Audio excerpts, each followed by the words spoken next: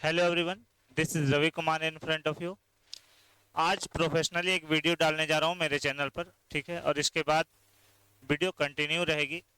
Video बिल्कुल basic से चलेगी और ये क्लास बिल्कुल बेसिक से स्टार्ट होगी। इंग्लिश की ये वीडियो रहेगी जिसमें आप एजेएमआर से लेकर अपर लेवल तक, जिस लेवल तक एसएससी जाती है उस लेवल तक जानेंगे। फालतू की चीज़ें, फालतू की बकवास इसमें नहीं होगी, सिर्फ कंटेंट की बात होगी। तो अगर आप इस वीडियो को देख रहे हैं तो सबसे पहले अपने कॉपी को खोल ले, हाथ में एक कलम ले लें और जो भी पॉइंट्स है उसको एक एक करके नोट्स करते चलें, ठीक है। तो शुरू करते हैं इस वीडियो को एकदम बेसिक्स के साथ, बेसिक पॉइंट्स के साथ।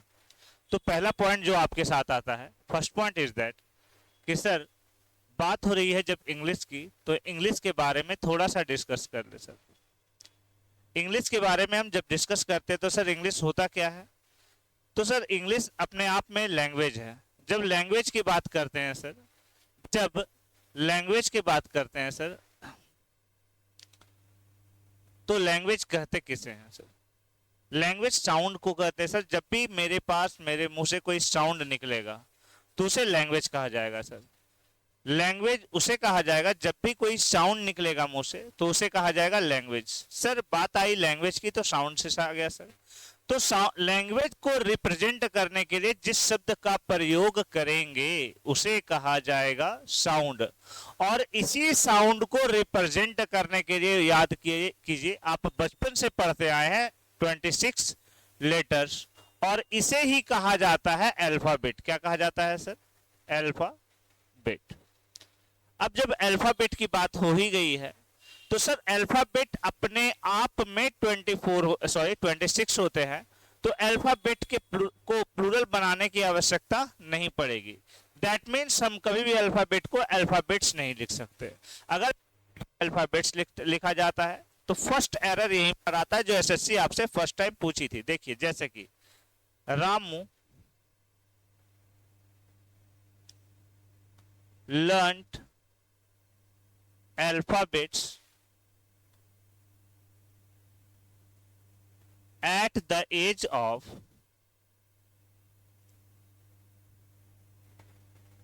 4। ये बातें समझ में आई सर? बोल रहा है रामू लर्नट, सीखा क्या? Alphabets at the age of 4। 4 साल के उम्र में रामू ने क्या सीखा? अल्फाबेट्स। सर अल्फाबेट्स का अभी बताया कि प्लूरल नहीं बनेगा सर। ये एसएससी की इसका एक क्वेश्चन है जिसमें अल्फाबेट को प्लूरल ना बनाकर इसमें एस हटाया जाएगा। यहां पर होना क्या चाहिए था सर? अल्फाबेट। ये सिंपल सी एक बात आई सर। तो इस बात से ये समझ में आई सर कि सर अल्फाबेट का प्लूरल हम नहीं बनाएंगे, ठीक है सर। यहां तक कोई परेशानी किसी को? बोले नहीं सर, कोई परेशानी नहीं आता। अब जब इसी के आगे बढ़ते हैं तो अल्फाबेट को 2 पार्ट में तोड़ा जाता है। एक कहलाता है वोवेल। क्या कहलाता है? वोवेल। और दूसरा consonant.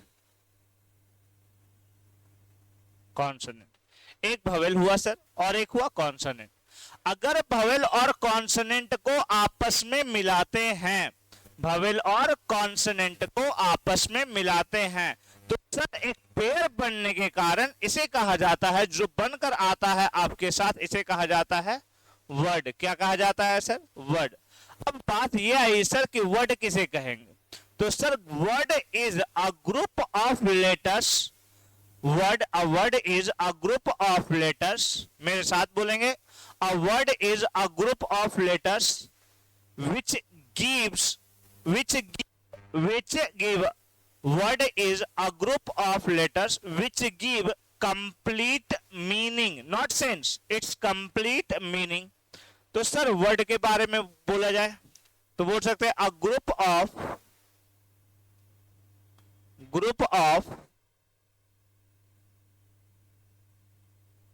Of letters with a complete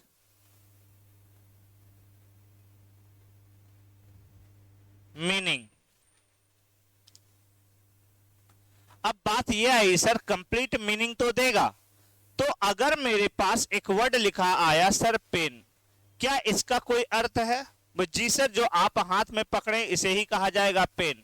परंतु इसी के शब्दों को आगे पीछे कर दिया जाए एपीएन, तो क्या इसका कोई अर्थ है? बोले नहीं सर, एपीएन का कोई अर्थ नहीं। दैट मीन्स अगर अर्थ हुआ तो वर्ड होगा और ना हुआ तो वर्ड नहीं होगा। अगर एक से अधिक वर्ड्स को आपस में मिलाते हैं तो बनता है सेंटेंस। लेकिन सेंटेंस एक सेंस देना चाहिए सर। जैसे कि एग्जांपल अगर बात की जाए तो सेंटेंस की, तो बोला जा सकता है अ ग्रुप ऑफ लेटर्स, यहां लेटर्स था और यहां पर आ जाएगा words. A group of words with a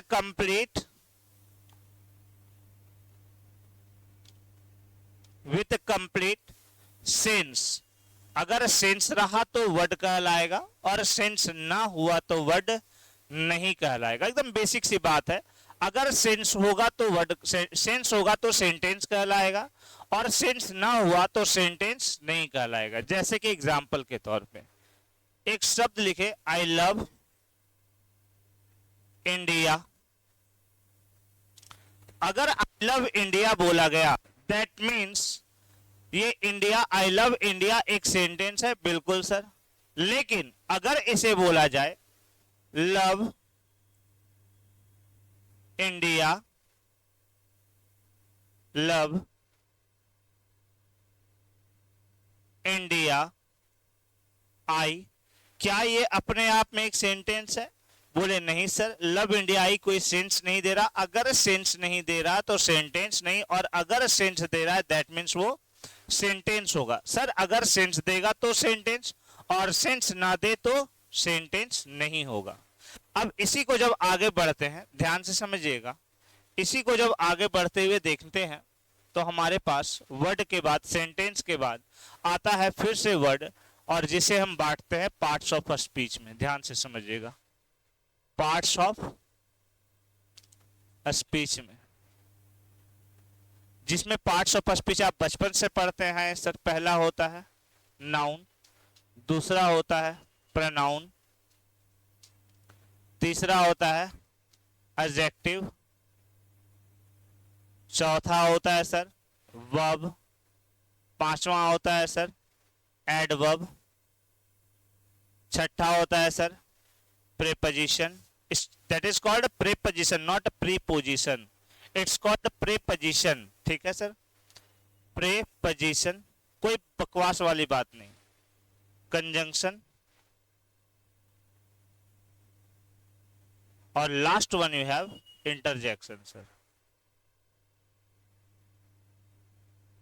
अब समझिएगा ध्यान से सर, नाउन क्या होता है? जब भी किसी चीज के बारे में हम डिस्कस करेंगे, कोई भी चीज एग्जिस्टेंस में आएगा तो एग्जिस्टेंस में आने के बाद फर्स्ट ऑफ ऑल उसका नाम दिया जाएगा। कोई भी चीज हो, whatever it is, pen है, टेबल है, चेयर है, कार है, आपका जन्म हुआ, हमारा जन्म हुआ, सबसे पहले नाम दिया गया सर। अगर किसी चीज का फर्स्ट ऑफ ऑल नाम दिया गया है दैट मीन्स नाउन का यूज किया गया है, नाउन का रिप्रेजेंटेशन किया गया है। यानी कि अगर कोई चीज फर्स्ट आएगा दुनिया में तो उसका क्या दिया जाएगा? नाम, और वही नाम कहलाएगा नाउन। तो इसे सिंपल वर्ड में कह सकते हैं सर, ये कहलाएगा naming word. Sir second of all आपके पास प्रोनाउन है। बचपन से पढ़ते आए हैं कि नाउन के बदले आता है सर, उसे कहा जाता है प्रोनाउन। प्रोनाउन कहेंगे, प्रोनाउन नहीं बोलेंगे। यहां पर है क्या कि ओ माय गॉड कितना रौदा है बोल के अपना काम निकाल लेते हैं। धूप चल रहा है, टी शर्ट पहने हुए, ब्लेजर पहने हुए, और मुंह से निकलता ओ माय गॉड कितना रौदा है, ये नहीं चलेगा। Pronoun that means pronoun, pronoun नहीं होगा। इसे कहेंगे मेरे साथ, प्रोनाउन। क्या कहेंगे? प्रोनाउन। तो प्रोनाउन ही रिप्लेस करता है सर किसे? नाउन को रिप्लेस करेगा, तो इसे कहा जाएगा रिप्लेसेस ऑफ नाउन सर, ये कहलाएगा प्रोनाउन। सर अगर बात करेंगे एडजेक्टिव की, what is adjective? What is adjective sir? तो एडजेक्टिव ऐड प्लस जेक्ट प्लस इव, तीन शब्दों से मिलकर बना है। ऐड का अर्थ जोड़ना, जेक्ट का अर्थ मिलाना, इव का अर्थ वाला। अगर कोई शब्द जोड़ने मिलाने वाला कार्य करेगा, किसमें? नाउन में, और या फिर क्वालिफाई करने का काम करेगा किसे? प्रोनाउन को, इसे ही कहा जाएगा एडजेक्टिव सर। तो एडजेक्टिव की बात की जाए सर तो क्वालिफाइज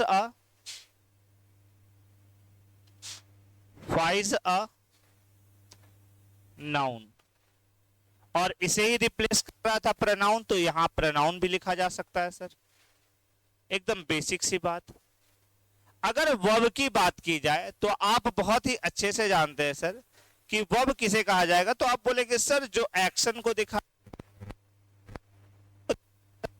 या पोजीशन को दिखाए उसे कहा जाएगा वर्ब। एक्सप्लेन करेंगे डिटेल से, टेंशन ना ले। जो एक्शन और पोजीशन को दिखाएगा उसे ही कहा जाएगा वर्ब सर। आप बचपन से पढ़ते आए हैं, जिस शब्द के अंत में ना होगा, ना, हंसना, रोना, खेलना, गाना, आना, जाना, सारा का सारा। दिल तोड़ना भी क्या होगा, समझ में आया? दिल तोड़ना भी क्या होगा, ये भी वर्ब होगा। जिसके अंत में ना आ रहा है वो वर्ब होगा, लेकिन उससे एक्शन होना चाहिए। अब एक विद्यार्थी मुझसे पूछा कि सर मेरे गांव में एक लड़का है जिसका नाम मोहन है, उसको सब मोहना मोहना बुलाता है, वो वर्ब है सर? हम बोले हाँ वर्ब है। बोला कैसे? हम बोले मोह लेना भी एक वर्ब है। फिर दिमाग लगाया, बोला सर दूसरा लड़का जिसका नाम सोहन है उसको सब सोहना सोहना बुलाता है, वर्ब है? हम बोले हाँ वर्ब है। बोला कैसे? बोले सोहना का मतलब होता है अच्छा लगना। तो सिंपल सा लॉजिक समझिएगा, उससे एक्शन होना चाहिए। अगर एक्शन होगा तो वर्ब कहलाएगा, अदरवाइज वो वर्ब नहीं होगा सर। तो एक्शन की बात होगी या पोजीशन की बात होगी सर? बोले बिल्कुल सही सर। एडवर्ब में दो शब्द दिख रहे हैं आपको, एड प्लस वर्ब। जो वर्ब को क्वालिफाई करेगा वही कहलाएगा एडवर्ब। तो बोल सकते हैं क्वालिफाइज अ वर्ब। ठीक है सर। अगर प्रेपोजिशन की बात करें तो दो शब्दों से मिलकर बना है प्रेपोजिशन, प्रीपोजिशन नहीं, प्रेपोजिशन दो शब्दों से मिलकर बना है प्रेपोजिशन। ये रिलेटिंग वर्ड होता है सर, रिलेटिंग वर्ड। ठीक है सर। और last one, next one you have conjunction. Sir ये कनेक्टिंग वर्ड होता है, ये जोड़ने का काम करता है। जो भी शब्द आएगा और जोड़ने का काम करेगा कहलाएगा कंजंक्शन। तो बोल सकते हैं इसे sir connecting word, connecting word. ठीक है सर। नेक्स्ट वन है इंटरजेक्शन आपके पास सर। सर इंटरजेक्शन क्या होता है समझिएगा। जब भी हम जीवन में सडन फीलिंग को रिप्रेजेंट करते हैं, सडन फीलिंग में अचानक से कुछ हुआ और उसे रिप्रेजेंट किया जा रहा है, दैट इज कॉल्ड इंटरजेक्शन। मान लीजिए आप रोड पर खड़ा है और 120 के स्पीड से जो लहरिया कट से बाइक निकलता है, तो आपके मुंह से जो प्रवचन निकलता है, वही प्रवचन जो आप अच्छे शब्दों में देते हैं, इसे कहा जाता है इंटरजेक्शन। आपने ऐसा जानकर नहीं किया सर, ये सडनली आपके मुंह से ऐसा निकल गया। और अगर सडनली कुछ भी हुआ है, सडन कुछ भी होता है, दैट इज कॉल्ड इंटरजेक्शन। क्या कहलाएगा सर? इंटरजेक्शन। ठीक है सर। तो इसे कह सकते हैं इंटरजेक्शन को सडन फीलिंग। एकदम नोट्स बनाते जाएंगे, एकदम A to Z ग्रामर पढ़ाएंगे आपको, बिल्कुल क्लास के जैसा फीलिंग आएगा। Sudden feeling. अब लड़कियां घर में देखी कॉकरोच, मम्मी पापा जो करती है, ये क्या होता है? ये उन्होंने जानकर नहीं किया, अचानक से उसने किया मम्मी पापा, उसके मुंह से जो सडन फीलिंग निकला, इसे ही कहा जाएगा सर क्या? इंटरजेक्शन। क्या कहा जाएगा? इंटरजेक्शन कहा जाएगा सर। आप इतना नोट कर सकते हैं, वीडियो को पॉज करें और यहां नोट करें। चलिए आगे बढ़ते हैं, आगे बढ़ा जाए, समझिएगा ध्यान से। इंटरजेक्शन तक आप पढ़े, अब शुरू कर रहे हैं उस पॉइंट को जहां पर अच्छे अच्छे बच्चे फंसते हैं। और बेसिकली यहां बेसिक सा पॉइंट होता है, बेसिक से पॉइंट्स को समझना होता है कि सर बेसिक्स चलता कैसे है। आज डे 1 है, बिल्कुल बेसिक स्टार्ट कर रहे हैं। इतना नोट करने के बाद अगर आप आगे बढ़ना चाहते हैं तो बने रहे, और बने ही रहे भाई, कोई फालतू की बकवास हो नहीं रही है। ठीक है, वीडियो आता है तो बन जाते हैं सर। सबसे पहले आपके पास है V1, सेकंड वन V2, इसके बाद थर्ड वन है V3, फोर्थ वन है सर आपके पास V4, और लास्ट वन है आपके पास सर V5। कभी भी कंपिटिटिव फील्ड में आपको V1 नजर आ रहा हो, कभी भी कंपिटिटिव फील्ड में आपको अगर V1 नजर आ रहा हो, तो इस V1 का अर्थ होता है, इस V1 का अर्थ होता है, समझिएगा ध्यान से, इसे प्रेजेंट के नाम से जाना जाएगा सर। किस नाम से जाना जाएगा? प्रेजेंट के नाम से सर जाना जाएगा, इसे प्रेजेंट के नाम से जाना जाएगा, इसे प्रेजेंट के नाम से जाना जाएगा सर। कभी भी पेपर में V1 को देखे, वर्ब के पहले फॉर्म को देखे तो समझ जाइए प्रेजेंट के बारे में बात करेगा। सर कभी भी V2 को देखेंगे तो आप समझ जाएंगे ये पास्ट के बारे में बात करेगा। सर अगर जनाब आपको दिख रहा हो B3 तो इसे परफेक्ट बोला जाएगा, ध्यान रखेंगे, इसे क्या कहा जाएगा, परफेक्ट। V4 के बारे में अगर बात की जाए, V4 के बारे में अगर बात की जाए तो V4 को कंटिन्यूअस बोलते हैं सर। अरे बोलो हाँ या ना यार, सही समझ में आ रहा है? V1 को प्रेजेंट, V2 को पास्ट, V3 को परफेक्ट, V4 को कंटिन्यूअस और V5 को बोला जाएगा सर प्रेजेंट। ये बातें याद होनी चाहिए। अब बात यह आई सर, यहां पर क्वेश्चन ये आया कि सर यहां भी प्रेजेंट आया, सर यहां भी प्रेजेंट आया, दोनों जगह प्रेजेंट आया, यहां भी और यहां भी। अगर दोनों स्थान पे प्रेजेंट आया है सर, अंतर क्या है? जवाब ये है कि सर अगर बात होगी V1 की तो ये होगा प्लूरल। क्या होगा सर? प्लूरल। ठीक है, अगर V1 की बात होगी तो ये प्लूरल कहलाएगा, जबकि अगर V5 की बात होगी तो ये सिंगुलर कहलाएगा, ये सिंगुलर कहलाएगा सर। यहां तक किसी को परेशानी तो बोलिए। अगर V5 की बात हुई तो ये सिंगुलर कहलाएगा और अगर V1 की बात हुई तो ये प्लूरल कहलाएगा। अगर जब भी परफेक्ट देखो आप तो परफेक्ट के साथ या तो आपको हैज चाहिए सर, यानी V3 के पहले अपने हैज चाहिए सर, हैव चाहिए सर और हैड चाहिए।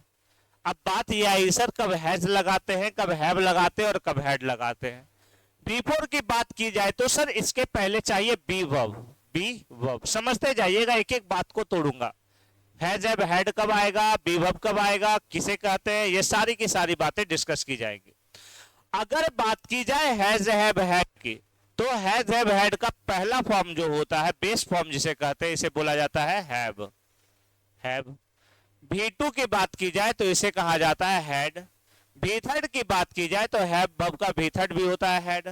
V4 की बात की जाए तो V4 का अर्थ होता है हैविंग, ING लगा देते हैं, आप जानते हैं इसमें। और लास्ट वन आपके पास आता है हैज। ये वर्ब के फॉर्म्स होते हैं सर। ठीक है सर, अगर हैव की बात की जाए, अगर हैव की बात की जाए, इसके बाद बात करते हैं बी वर्ब की। बी वर्ब का पहला फॉर्म होता है BMR। क्या होता है सर? BMR। थोड़ा सा पैसेंस रखेंगे, जीवन भर भाई हिंदी बोले फिर भी आपको हिंदी पूर्ण रूप से नहीं आया। अब 5 मिनट में आप सोचेंगे कि इंग्लिश सीख जाएं तो होगा नहीं, पैसेंस तो रखना होगा। ठीक है, पैसेंस जब तक नहीं रखोगे इसका बेनिफिट आपको नहीं होगा।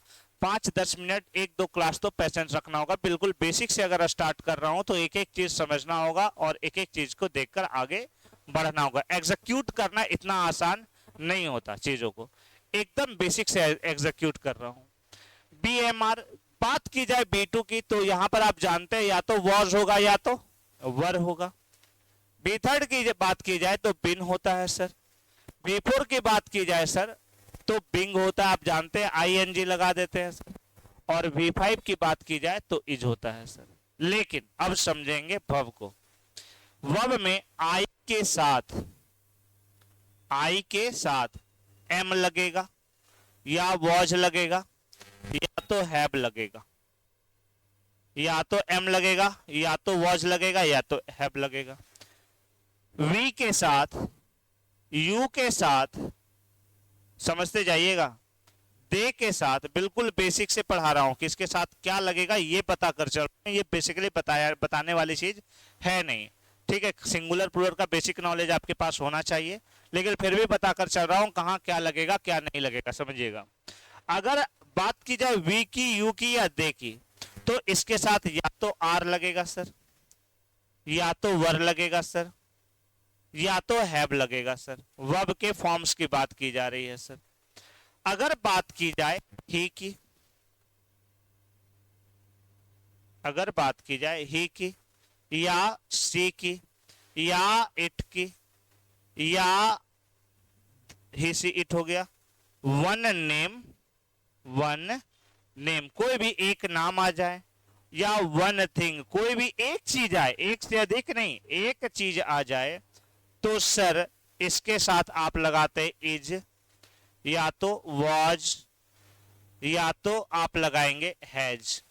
ये बातें लगानी होगी सर। सिंगुलर के साथ आप सिंगुलर लगाएंगे, प्लूरल के साथ प्लूरल। यहां एक से अधिक नाम आ जाए सर तो इसके कैटेगरी में जाएगा, वहां आपको आर लगाना पड़ेगा, वर लगाना पड़ेगा सर, या हैव लगाना पड़ेगा। ये बात क्लियर हुई या नहीं सर? अगर बात की जाए आई की, पूरा का पूरा रिकॉल कर दे रहे हैं। अगर सबसे पहले देखा जाए यहां पर, अगर नोट करना चाहते हैं पहला पार्ट आप, सबसे पहला देखा जाए तो इंग्लिश क्या है सर? इंग्लिश लैंग्वेज है सर। लैंग्वेज आई कहां से सर? तो साउंड से, और साउंड को रिप्रेजेंट करने के लिए 26 लेटर्स का यूज किया गया, जिसे अल्फाबेट बोला गया सर। अल्फाबेट का ये बताया गया कि सर प्लूरलाइजेशन नहीं किया जाएगा। After that you know it very well that कि वोवेल आएगा सर, कॉन्सोनेंट आएगा सर, और दोनों को जब जोड़ेंगे तो आपस में बनेगा वर्ड। और वर्ड किसे कहा जाएगा sir? A group of letters with complete meaning. A group of letters, letters का एक समूह जो कंप्लीट मीनिंग देगा, दैट इज कॉल्ड, ठीक है सर। अगर सेंटेंस की बात की जाएगी तो sir a group of words with complete sense, जो कंप्लीट सेंस देता हो उसे कहा जाएगा सेंटेंस सर। जैसे कि वर्ड्स के रूप में दिया गया तो पेन, पेन का कोई अर्थ था सर? हाँ सर, आप बोले पेन का अर्थ था सर, दैट मींस पेन का अगर अर्थ है तो वर्ड है, और अर्थ नहीं तो वर्ड नहीं। सेंटेंस की बात की जाए तो sentence a group of words with complete sense. अगर सेंस कंप्लीट दे रहा है तो वर्ड होगा, अगर सेंटेंस होगा, अदरवाइज नहीं होगा। आई लव इंडिया बोले सर, बोले बिल्कुल सेंस दे रहा है, मैं भारत से प्यार करता हूं। जान रहे हैं आई लव सुनकर यू नजर आ रहा होगा आपको, लेकिन वो यू की बात नहीं हो रही है। और आई लव इंडिया बोल रहे हैं, I love India, that means यहां पर लव इंडिया आई लिखा गया, इसका कोई सेंस नहीं सर। तो अगर सेंस नहीं तो वर्ड नहीं, सेंस नहीं तो वर्ड नहीं। आगे बढ़ते, ध्यान से समझिए। अगर वर्ड्स को देखा जाए सर तो वर्ड पार्ट्स ऑफ स्पीच जो टूटे sir, noun, pronoun, adjective, verb, adverb, preposition, conjunction और इंटरजेक्शन सर। अगर नाउन की बात की जाए सर तो noun is a naming word. Pronoun की बात की जाए sir replaces of noun. Adjective की बात की जाए sir qualifies a noun and pronoun. अगर वर्ब की बात की जाए सर तो एक्शन और पोजीशन बताएगा, एडवर्ब क्वालिफाइज अ वर्ब बताएगा, प्रीपोजिशन रिलेटिंग वर्ड बताएगा सर, रिलेटिंग वर्ड के बारे में बताएगा सर। कंजंक्शन कनेक्टिंग वर्ड, ये जोड़ने का काम करेगा सर। और लास्ट वन इंटरजेक्शन, जो सडन फीलिंग को रिप्रेजेंट करेगा सर। इसी के आगे बढ़ते हैं तो V1, V2, V3, V4 और V5 आता है आपके पास। V1 को अगर देखेंगे सर प्रेजेंट कहा जाएगा, V2 पास्ट को कहा जाएगा, V3 परफेक्ट को कहा जाएगा, V4 कंटिन्यूअस को और V5 प्रेजेंट को। यहां पर आपके पास एक डिफरेंस आया सर, V1 बोला जाएगा प्लूरल को, V5 बोला जाएगा सिंगुलर को, V2 पास्ट को, V3 बोला जाएगा परफेक्ट को, V4 कंटिन्यूअस को।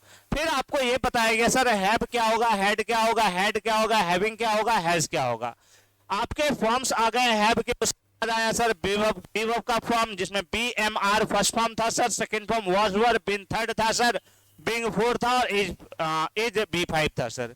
इसके बाद जस्ट जैसे ही आते हैं आई के साथ एम आएगा सर, वाज आएगा, हैव आएगा, वी के साथ, यू के साथ, दे के साथ आर आएगा, वर आएगा या हैव आएगा sir, he see it, one name और वन थिंग के साथ या तो इज आएगा, या तो वाज आएगा, या तो हैज आएगा।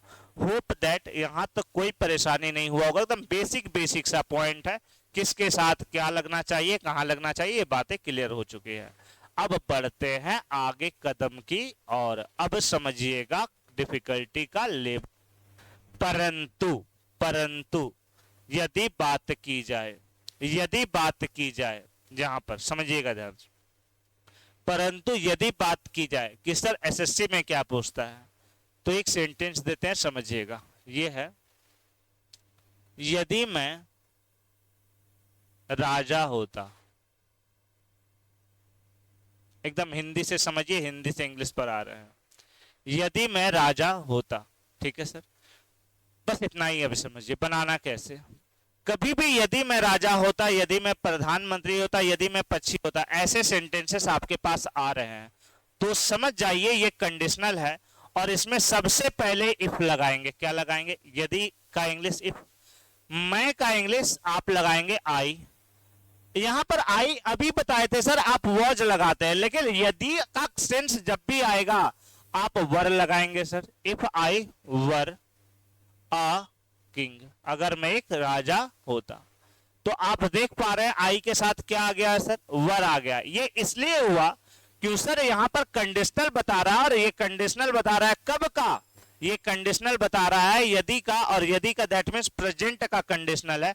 यदि मैं अभी भी राजा होता, तो दो सेंटेंस दे रहे हैं इसमें, ध्यान से समझिएगा। सबसे पहले इसमें सबसे पहले इफ आता है सर, इफ के बाद सब्जेक्ट आता है, सब्जेक्ट के बाद वर आता है, और वर के बाद फिर जो भी आए अदर वर्ड वो आता है सर। जैसे कि यदि मैं, आप बनाएंगे, ये आपके साथ क्वेश्चन लेकर आ रहा हूं, बस 5 मिनट और। यदि मैं प्रधानमंत्री होता, प्रधानमंत्री होता, पहला ये आप बनाएंगे, इसी फॉर्मेट पर बनाएंगे। सबसे पहले इफ रखेंगे, उसके बाद सब्जेक्ट, जैसे मैं, वह, कुछ भी आ जाए, सबके साथ वर लगाना है आपको। जैसे यदि वह पंछी होता, पंछी, तो यदि वह पंछी होता, वह का ही होता है, लेकिन वहां भी आपको वर लगाना पड़ेगा। अभी बताए थे पीछे आपको सर कि ही, सी, इट, वन नेम और वन थिंग के साथ इज, वॉज या हैज लगता है, लेकिन अभी तुरंत पलट गए हम सर। क्या बोल रहे हैं कि यदि आ जाए यदि वाला सेंटेंस, यदि सेंटेंस यदि वाला आ जाए, तो यदि वाले सेंटेंस के साथ सब्जेक्ट कुछ भी रख लो, डजंट मैटर, आपको लगाना है वर। दैट मीन्स आपको वर लगाना है, नथिंग मोर। सब्जेक्ट कुछ भी आ जाए, आपको लगाना है तो वर, दैट मीन्स वर। समझ में आया? तीसरा सेंटेंस आप बनाएंगे, यदि वह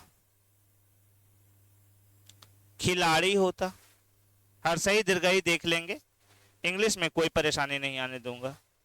यदि वह खिलाड़ी होता, ठीक है। एक और लिख लीजिए, यदि